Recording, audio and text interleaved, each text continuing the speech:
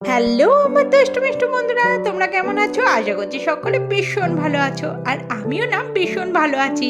এই দেখো, শীতের সন্ধ্যায় চলে এসেছি একটা বিয়ে বাড়ির নাম শুনলেই আমরা মেয়েরা কিন্তু ভীষণ এক্সাইটেড হয়ে পড়ি, তাই না? কি খাওয়াবে কি খাবো সেটা কিন্তু একদম পরের কথা, কিন্তু খুব সুন্দর করে সাজতে হবে, তাই না? এই দেখো, এখানে চলে এসেছি কফি খেতে। তবে আমার জায়ের থেকে একটা জিনিস শিখেছি। ও বলেছে শীতকালের কফিটা কিন্তু বিয়ে বাড়ি খাবার পরে শেষে খেও।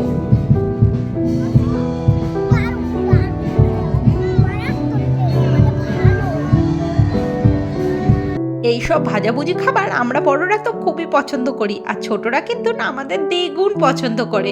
আর এই বড় স্ক্রিনটাতে ছেলে মেয়ের কোথায় কোথায় ফটোশ্যুট হয়েছে সেটাই দেখাচ্ছিল। আর এখানে নাচ গান সব কিছুই চলছিল, কিন্তু অনেকটা রাত হয়ে যাচ্ছে। আমার তো এখানে বেশিক্ষণ থাকলে চলবে না, সঙ্গে মেয়ে আছে, মেয়ের আবার সামনে পরীক্ষা। তাই গুটি গুটি পা নিয়ে চলে এলাম মেন কোর্সের দিকে।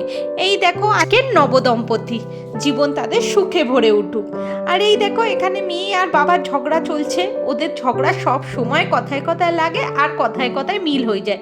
কি জানি কখনই বা ঝগড়া করে আর কখনই বা মিল করে নেয় দুজনে।